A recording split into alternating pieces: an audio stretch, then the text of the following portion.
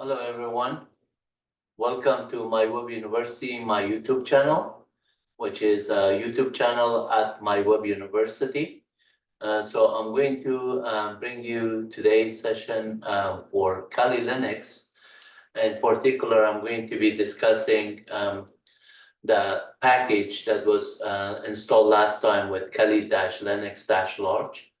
This package is one of the app packages that we installed, and this installed thousands of packages that were related to a large version of Kali Linux. In addition, it installed about 729 pip modules, which is Python modules using pip. So I'm going to be demonstrating a Python virtual environment in this video. Python virtual environment. Virtual ENV is a module in Python, and you are going to use this one for your development environment. Whatever you do on your development, basically you want to make sure that that environment is consistent across your development, integration, production.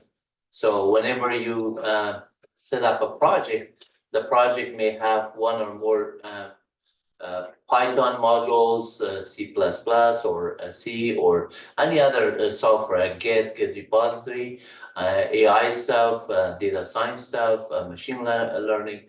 A lot of the projects, basically, when you're a project manager or project developer or some kind of developer working on AI, some sort of data scientist or some computer scientist, programmer. Anyway, you're going to work on virtual environment. And working on virtual environment, creating your virtual environment on the sandbox, which is your development for testing, you want to make sure that that is consistent. So whatever module that, whatever build or whatever version that you supported on the testing environment, then you want to make sure that the same consistency and then data integrity is holding on across the platforms, whether it's integration or production. So if there are some changes on the development, you want to test it with the new software, and then at some point you might freeze the kind of development, and then after that one, you have a way to just say that what is this build consist of? Well, how many packages that are there? What are the packages? What are the version of each of the libraries or packages involved? So there's a lot going on here. I'm going to show you on Kali Linux -large, which is about 729 packages by default. So let me just show you that one, and then we will move on to the next environment. So last time I discussed Windows System Linux for Kali Linux, and then this was the package that we installed that was Kali-Linux-large, and that was brought to you at my YouTube channel, which is youtube.com/MyWebUniversity. And then this was on video number 1 of 5. So basically, I installed the Kali-Linux-large, and there was 5 of these videos that I showed you how to use Kali Linux operating system once you install the Kali Linux-large, what comes with it, how you could install the GCC compiler, how to compile a code of C and C++, how to run Python modules, how to open NumPy, how to do a lot of stuff. So I showed you a lot of stuff there, including Jupyter, Node.js, and other ones. So please watch those videos for it. And if you haven't subscribed to our channel, please subscribe, because you're going to learn a lot of videos, a lot of online stuff at mywebuniversity.com, where my YouTube channel is. Basically, you have about 1,500 videos that are all available for you, that you can just go online and just watch them.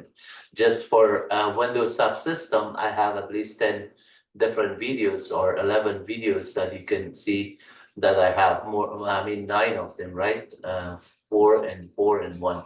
So that's a lot of videos. And then I have R programming language, Python programming, C++, object-oriented, Bash scripting, PowerShell, MySQL, and databases, and then structured query language. You can name it. Everything that is there, including there's documentation, technical documentation, thousands of technical documentation for manual pages, for PostScript stuff, and for Linux Ubuntu, Linux Red Hat, Linux Rocky. There's so many of them you can see here. And it's courses from 0 to hero, so you can learn a lot of it, right? And then I'm going to just show you my website also. And the website that I have here is called MyWebUniversity.com. And basically, the two channel, one is the English version, that is this one. If you click on it, it's basically take you to the English version. And then I have a lot of videos on the playlist, whether you're learning Python, C++, or MySQL, or Bash scripting or something, I have a course for you. Some of these courses that are like, for example, if I look at the videos for popular, some of these courses are watched in thousands. So people are watching it and they are sharing it. I would appreciate if you share it and recommend it to your friends, because they could do the same thing. Your loved ones and family members, they all could enhance their career and do better at their jobs. These are college level courses, or even better sometimes, because I'm taking like thousands of hours that I did for the past 30 years, and I'm just going to compress it into one video that is 4 hours or 3 hours or something long, and then I just provide you the details on it and everything at that level. I hope you enjoyed it and you enjoy it and learn it. Some of these PDF documentation that I wrote, if you go to my website, for example, here on the website itself, I told you that at mywebuniversity.com, I have the English version and the Farsi version. On the Farsi version of the channel also, there's a lot of videos, but this is for my country fellow people that are from Afghanistan. I was originally born in Kabul, Afghanistan. Until age of 19, I was still in Afghanistan. At the time of Russian, I left the country, the Russian invasion of Afghanistan back in 84. I left it, and then now I'm in the US, helping you guys and helping all our loved ones everywhere in the world. So just stay tuned and learn, and God will help you, and then if you just help others. So right here, if you could see just at mywebuniversity.com website, let me just go back to my website. So if you go back to my website here, in addition to these two channels, I also have the table of contents for the book called The Direct Path to Linux Ubuntu. This book, I wrote it everything from scratch on Linux Ubuntu platform, and you can practice Linux Ubuntu basically by going on this book, which is about 14 chapters, and every chapter there's something that I teach you. The chapter 2 is basic of Unix and Linux. Chapter 3 is intermediate. Chapter 4 is advanced. Chapter 5 is shell scripting. And each one of them I have videos plus documentation plus discussion, and then plus you can practice them. So I have shown you in the past. If you haven't looked at it, some of the video, I don't want to go through each one of the video I make. You have to watch some of my videos. You will learn a lot from it. But at the same time, there's thousands of documentation on each one of them. Like, for example, if you look at the Rocky Linux documentation, here's thousands of them in PDF formats. You could just enjoy learning it and there.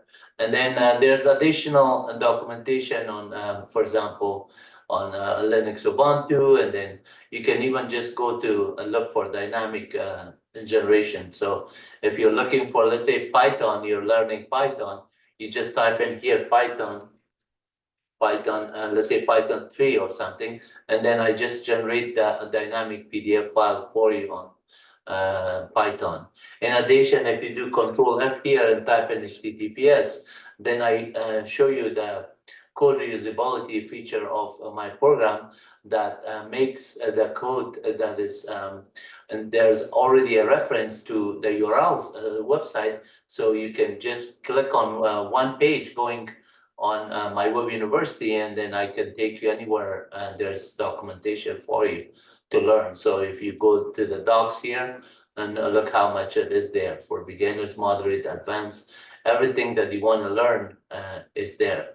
And then there's tutorials on the website that you can practice each one of them and then read more, and then the syntax, everything is there, right? So, and this is just at the website that is available. There's a lot of resources that I have made available for student researchers, developers, AI, data scientists, computer scientists. Computer science is the big branch of it, and data science and AI is a branch of computer science, data modeling, data analysis, data visualization, which is fall under the data science, and then artificial intelligence, coding, and machine learning, which also falls under branch of computer science. So you could learn a lot from it, honestly. And then if you come in for the course that I'm going to be discussing today, this is about Kali Linux.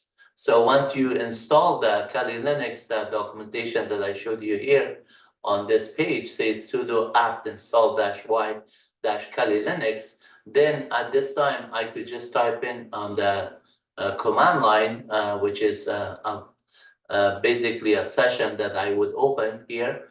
Notice that if I just go in the command line, this is just Kali Linux. So Kali Linux, I just could exit out of here, and then exit out.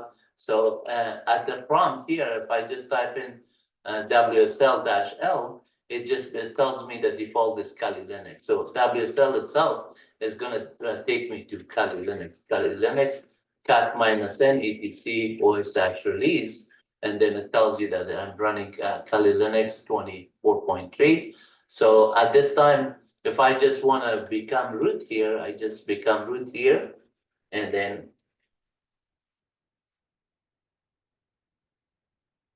so right here, I'm going to just exit out of this session because this session is already set up. I want to exit out, and then that's how we start.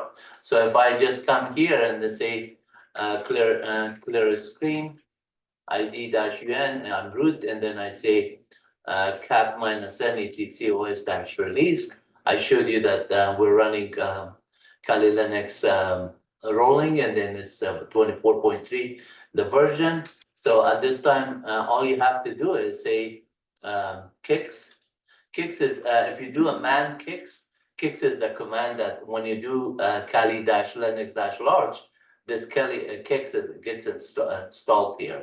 So at this time, if I want to go back to the GUI, I have to say kicks -win -s. -win meaning open a Windows session, and -s is make the sound also available. So right here is prompting me. I type in that one or my sudo root password, and now I'm on the session here. So this is the environment with Kali Linux, and this is my desktop. If I just click on the desktop, last time I had a different desktop. So if I just want to change the desktop here, you have these options that you can just change it to whichever one you want, right? And then no matter which one you click on, it is one of them. So my thumbnail is showing this white one. So I'm going to choose that one today, and I'm going to demonstrate how to just use Kali Linux, this desktop. But notice here, I have a lot of options. If I right click, I have options to open a terminal here, or you could do a lot of other things. And then here is also the application layers. I could just click on it. All the security tools are there. Okay, because we installed Kali -Linux-large, all these tools are available. In addition, if I just open a terminal command prompt, I just get the terminal here. But notice the terminal is small, so I'm going to do Shift-Control+ to make it a little bit bigger. Now it is big enough, I could see what I'm typing, and you can see what I'm typing here. So at this time, this is my terminal session. clear screen. Host name is called algorithm, and then ID-UN and root. I'm going to just become a regular user. So I'm going to say get end password, and then just the user Wahid. That is an account that I have created as a local account. So I'm going to just say switch user, switch user to Wahid. By doing this switch user as root, I don't have to SSH to the machine or anything I could do, but I could also switch from root back to Wahid there. So here, this one is going to drop me to the user Wahid. So I say ID-UN, I'm there as Wahid there. And if I say get end password Wahid, I will get the same information earlier I get. I could also do this one with backtick ID-UN. ID-UN will give you Wahid, and then get end takes that as input and then run it there. You could also use the subset command kind of $ ID-UN, and that would also give you same output. But that doesn't matter here what you're doing. What is important here is I'm on this host and cat -e dcos-release. And then that one is saying that I have Kali Linux rolling. And all I have to do is now show you the pep stuff to see what are the modules. So if I just say pep list, and then just do this one, it's a lot of them, right? So notice a lot of them are showing here, but if I say word count -L to see that is 729, that's what I was just showing you on the thumbnail. So at this time, it knows that this one is pep list, right? But if I just say app list, all the application, and just do a word count on that one is 69,447. So since I'm not logged on as root, it just tells me those messages, doesn't matter. I could just say sudo app list and then word count -L, and then provide the password here. And then warning, app does not have a stable command line interface, used with a caution and a script. So that's fine. I understand what I'm doing it, so it doesn't matter what they're saying at this time. So what I could do is say, okay, I get the app there, but notice that pep list was word count -L, it was 729. So if I just say, let's find out if some of the packages that are there are they actually there or not. So I'm going to say pep list, pep list and egrep extended global regular expression print is you can run more than one string. So I'm going to search for NumPy. I'm going to search for pandas, and then I'm going to search for requests. I'm going to search for pep itself, and then we could search for a lot of them, but let's just stop it there because I don't want the list to be too huge. And then you can see here that because the word count, there are 729 of them. Obviously, NumPy was installed. Normally on a regular Linux or Unix machine, or especially Linux machine, when you do install, request comes in, but then pep comes in, but then NumPy and pandas, you have to install them. So you can see that this is some of the packages that are already there because we installed the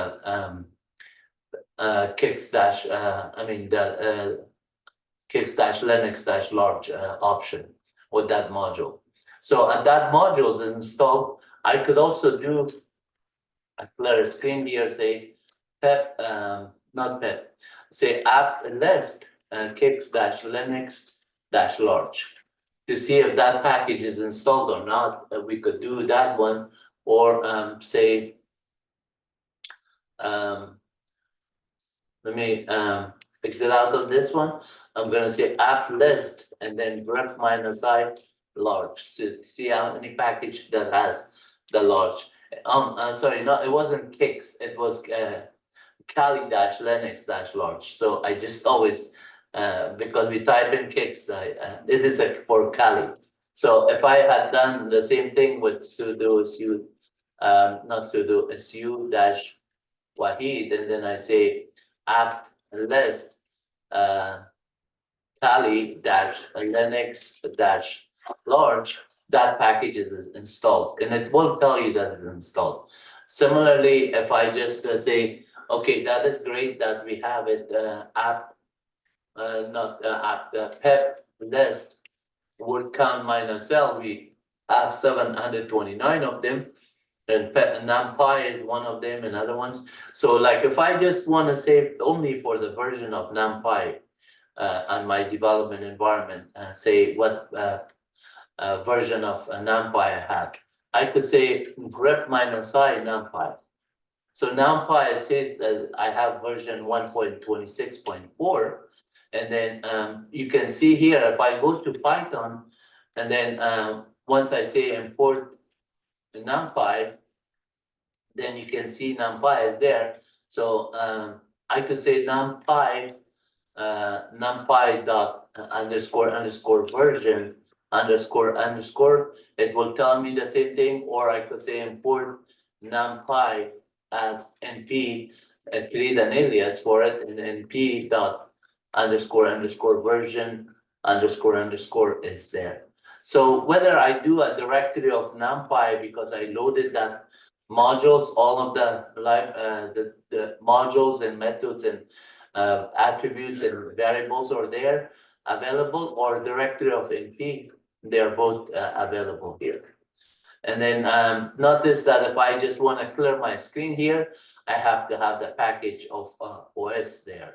So I could say import OS and then os.system, and then now I can call the clear command on the Linux, and that will clear my screen.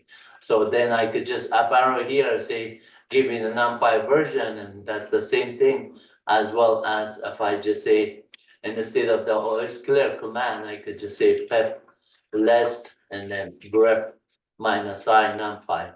So now you're looking at inside NumPy, inside Python using the OS module, and then getting the version of that as NumPy.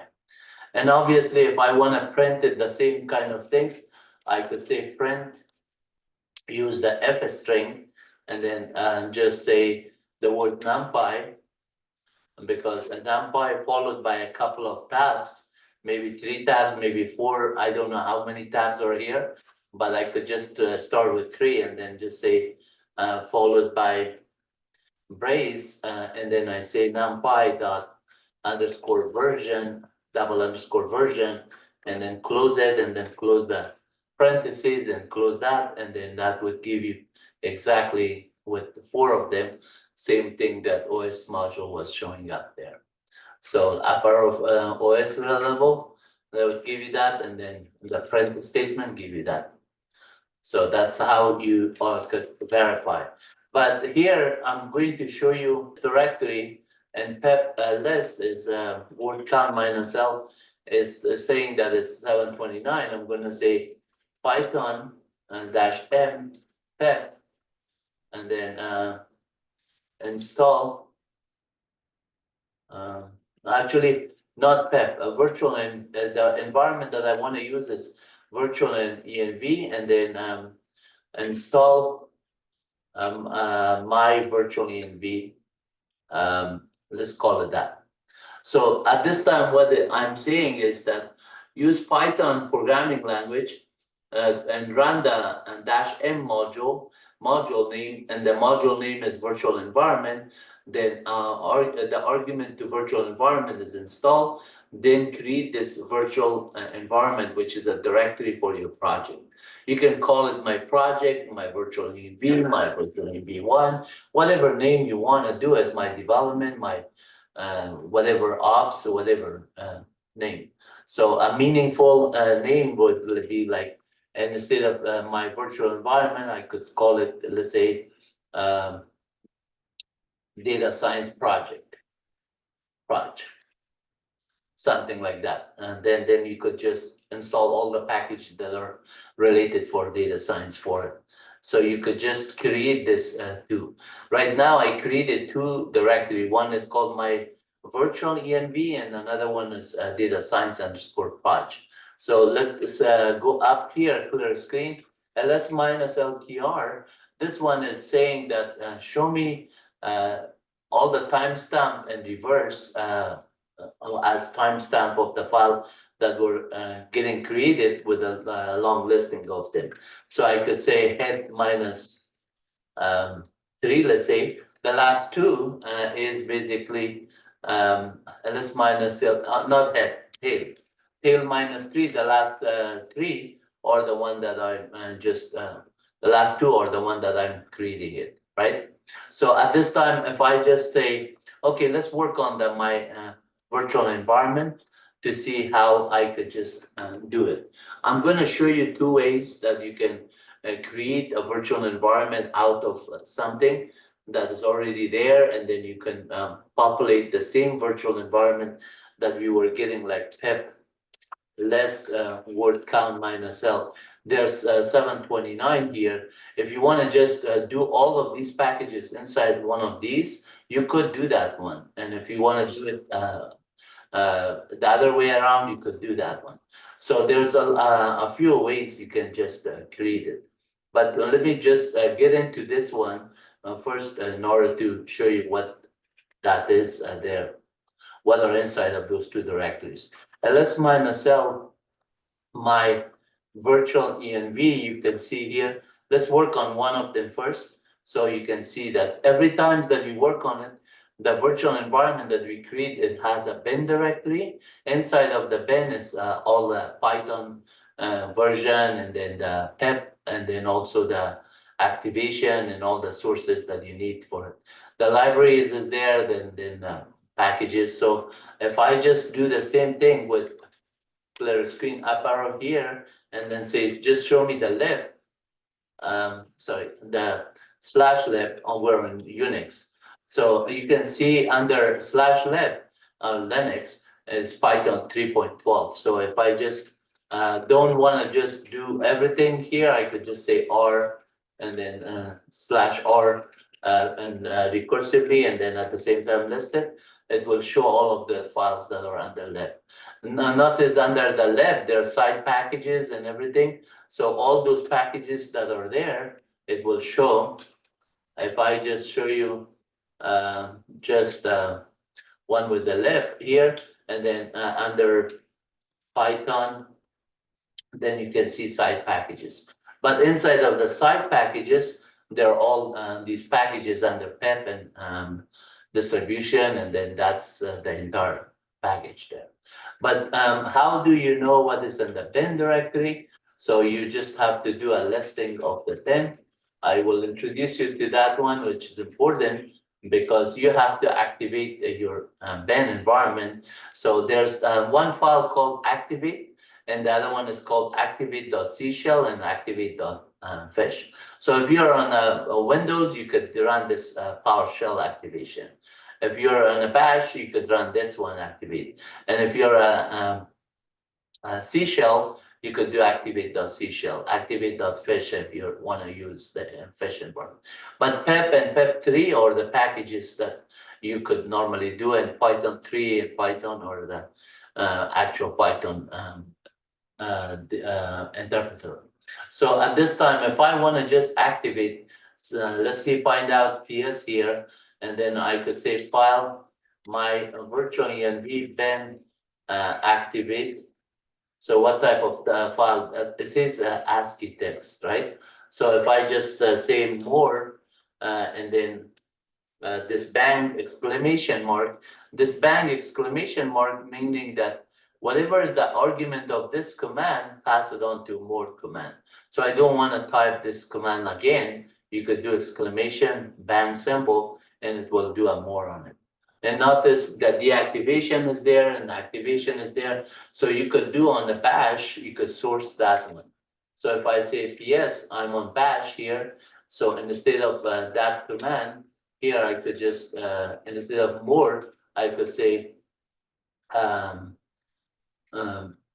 activated by sourcing it. So now I sourced it, and then that environment is dropping me to my virtual ENV. Notice the prompt changed to virtual environment.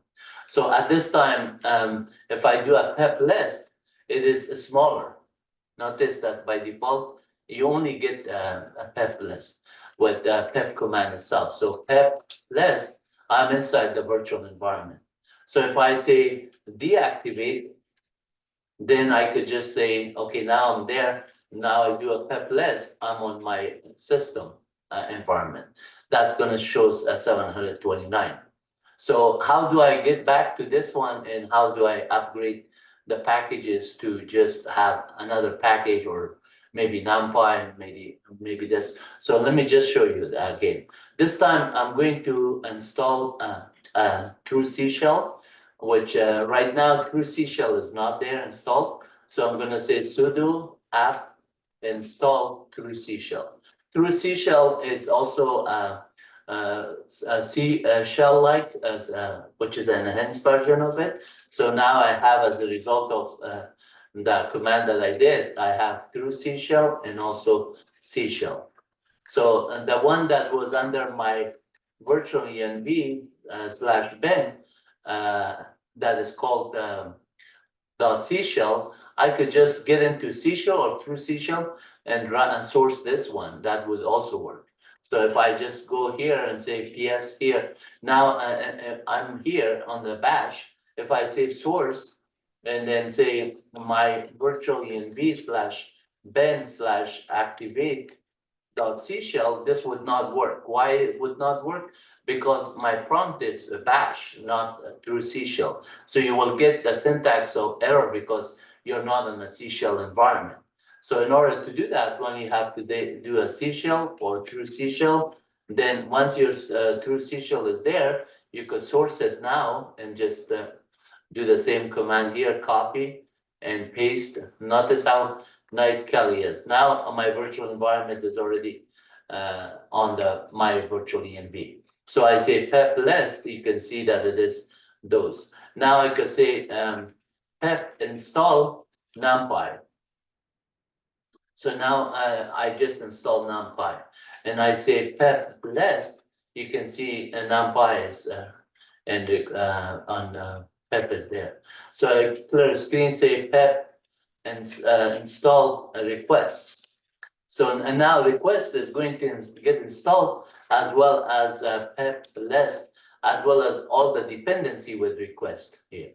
URL was also part of the request. So once it gets installed, NumPy and pep was there. All these other ones came out as a result of those ones. Then I could say pep install, let's say pandas. You could install pandas, and then pandas is a little bit huge. So it's going to take a couple of, okay, it is done. That's good. So pep list, you can see now it's all of that. Now, if I just say, okay, pep list word count -L, I have 14 of them. But then on the main project, if I say deactivate,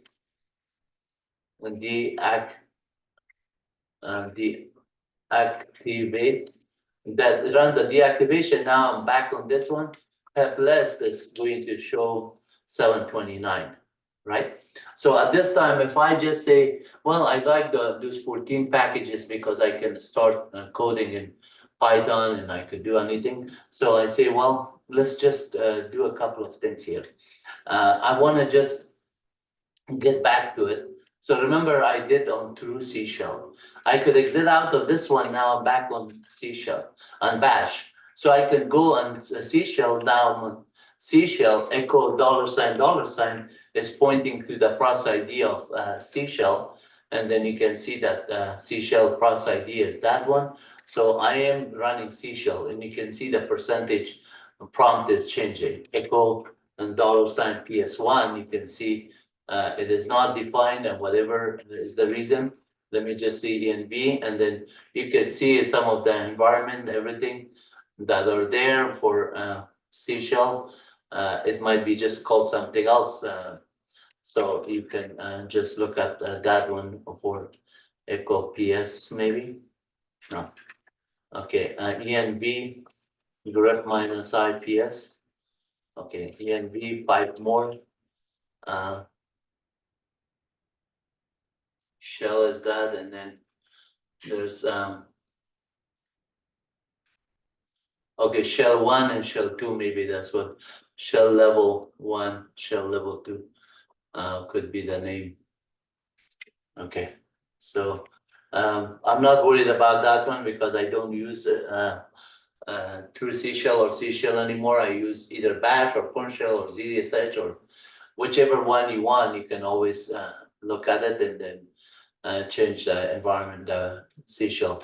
Normally, if you are just doing this one, whenever you run it, there's a .csh or C here. Since that one file did not get created because we sourced it, it should have created the same thing. Clear screen ls minus la. All the .bash or C and other ones are there. Yeah, the .bash or C most likely is right there because bash we're using it. The .chrc you can create it also if you need to. But at this time I don't worry about it because I'm showing you Python virtual environment. So here I am using the C shell. I could say source my virtual env slash bin activate the CSH. So now I'm back into the list here. And you can see the list is 14 of them. 14 of them word count minus L. And if I just say, well, let's just remove request, see how many packages get removed from it, and say pep uninstall and install requests. And then it says, do you want to uninstall it? I said, yeah. So now I'm going to do the word count. There's only 13 of them. The rest of the packages are there. So some of the package that came out along URL lab 3 and was not deleted because sometimes dependencies of these ones are important. So at this time, if I freeze my package, I say, well, this is the list that I want. Pep list and then word count minus L and pep list. These are the one that I want to do it.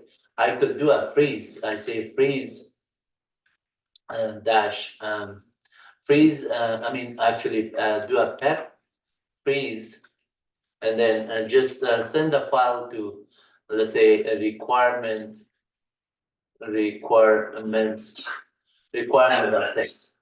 So now I just create the requirement.txt file. Inside here, I can say cat requirement.txt, and you can see it is the same packages here. And then now I'm going to say deactivate. Deactivate is now I'm back to that one. But notice that the requirement.txt file is there, right? So that file is there. I could just say, go to a virtual environment and then do that one. I could also remove the virtual environment. So I could say rm minus rf my virtual env. Now there's no my virtual env anymore. Okay, so what am I going to do? Is say Python -m virtual env, and I'm just going to create my virtual env again. And then notice that this time when I create it, I could say ps, and then since I'm on the C shell, I'm going to just do source my virtual env slash bin slash activate.c shell. So now I activate it. Now this time pep list is only having one package. So if I want to just make this one just back to this one, now I had lost the previous one because I removed it. So how do I duplicate this scenario? What you need to do is say, you could even just do pep install -r requirement.txt. So now it is going to read the requirement and it's going to make your system up to date with that requirement. So pep list is now those 13. So if I do a word count on it, it is those 13. So this is how you duplicate your environment. But at the same time, if I want to just install additional one or remove something, I can also do freeze after that one and do it. So what am I saying here is that whatever package that you did it on the development, you don't need to just upload all of these packages into your Git repository on the GitHub. You don't need to. All you need to do is just upload the requirement.txt file, because on that package, it tells you the package name and the version name. So you know your system was built with that those packages. And now all you have to do is to duplicate that environment. You could just name a directory and duplicate it there. So as a result, let me see, I could just clean up here and say deactivate. And then this time I'm going to use bash back. So PS, I'm going to exit out of this one and say PS. It's a better prompt here on the bash with nicer color. So PS is bash. I'm going to say rm minus rf my virtual env, just wipe it out completely. Now I'm going to say make dir. I don't have to use my virtual environment and anything, but notice that if you say make dir my virtual env, now you're going on my virtual env here, you are empty. You don't, this is just a directory. In order to make a project out of it inside my virtual environment, you could say, let's say, Python 3-m. And then here, you could also just get it from your system. So this time, I'm going to show you inside that my virtual environment. I'm going to just go back here and say, let me just rename that directory. Move my virtual env to my project.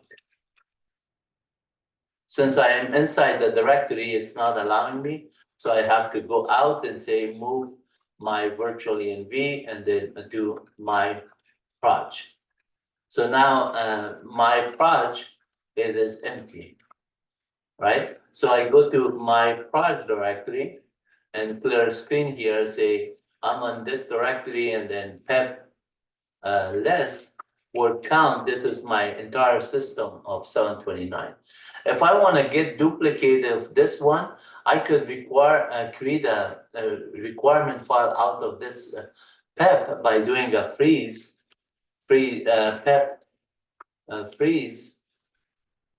and then send it to a file called, let's say, requirement or system dash require .txt, whatever name you name it. When you install it, you have to do that one. So now I'm inside the my proj directory, and then I have created a text file here. So now this one has to be outside of your project. All your source codes, don't put it inside the virtual environment, because the virtual environment could be cleaned up or could be deleted or could be added. But outside the project itself is where your Python programs are, your C programs are, where your project programs and text files are there, including the text file that you're uploading into GitHub. That's very, very important. So I'm here, I have the .txt file, and then the content of the text file, you can see it is everything, all the 729 files here. Say my project, I'm gonna just, and instead of the dot, I'm going to say my virtual env. And then now my virtual env has it. So let's see, cd, not cd to my virtual. I'm going to have to activate it again, say bash, not bash, source, and then we say my virtual env slash ben slash activate. That's it. And then now I'm on inside virtual env and pep list. Word count minus self should be 729, which is, so that is what it is. And so pep list, that is how it works, okay?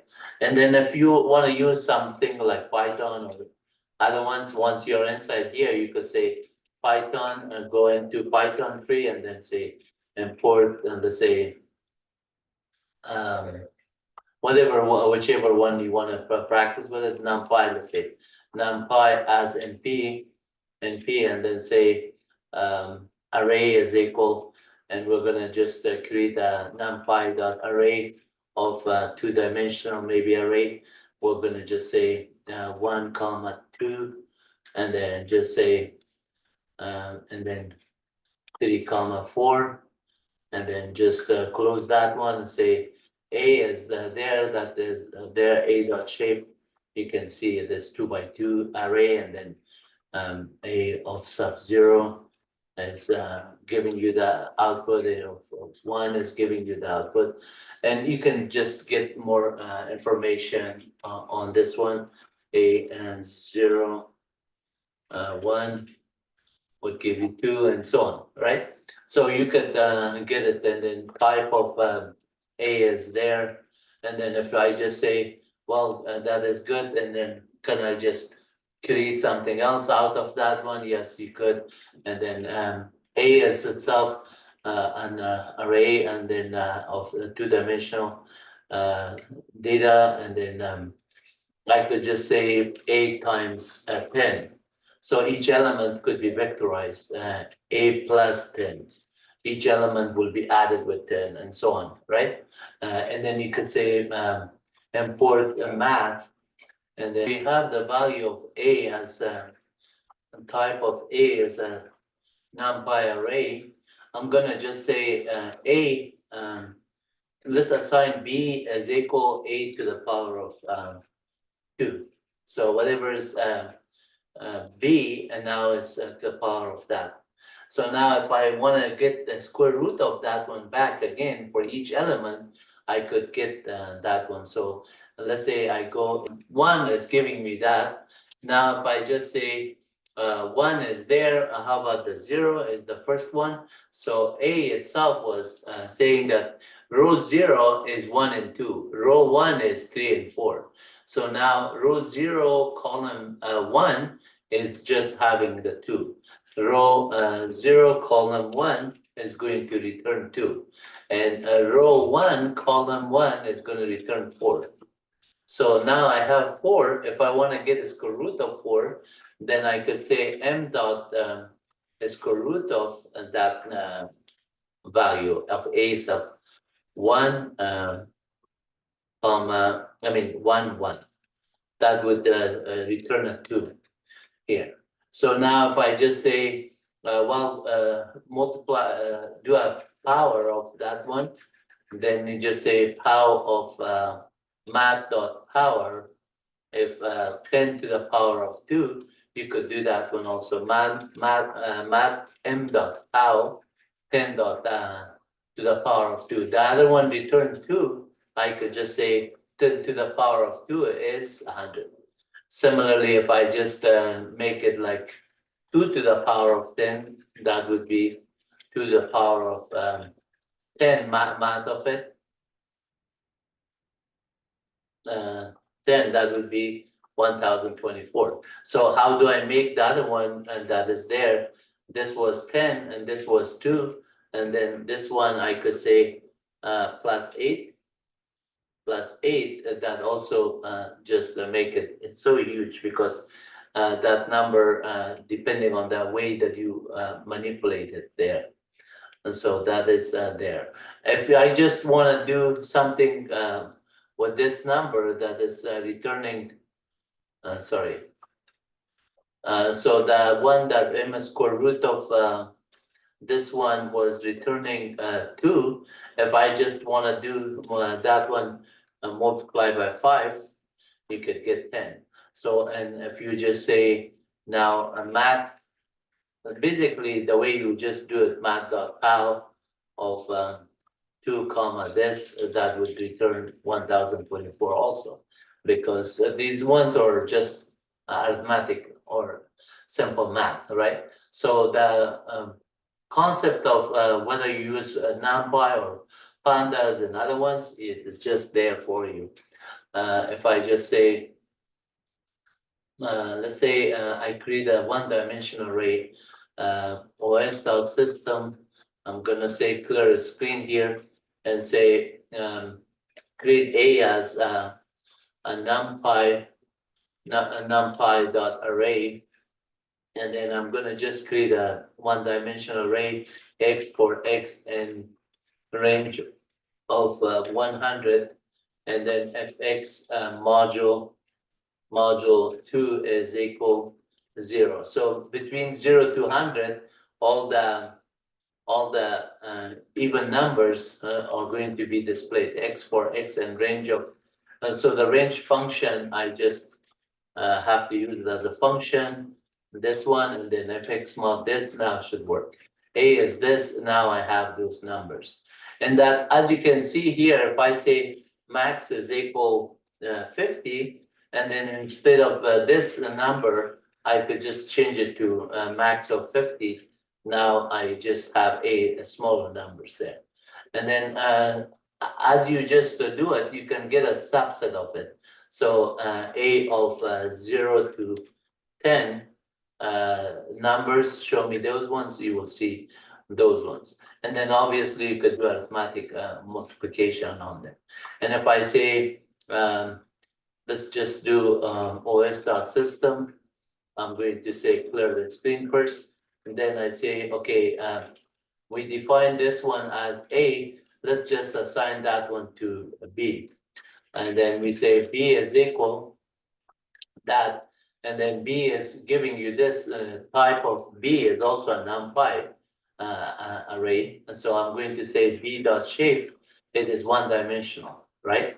So at this time I could say, well, let's import pandas as PD, and then say series 1 is equal PD dot series, and then just assign B to it. So now type of S1, you can see type of S1 is a series there. So S1 is now as a series there. I mean, you could do data frame, you could do series, you could do a lot of stuff. Watch my other videos on those ones. At this time, I'm done with virtual environment, and I'm going to close this video. I hope you enjoyed it, and I hope you learned something from it. Please make some nice comments so I can just help you further. And God bless you all. Take care. Please subscribe if you haven't. Take care. And share it with your friend ones and loved one. By sharing, you care about them as well as yourself. And we have better societies around us. Take care. Bye-bye.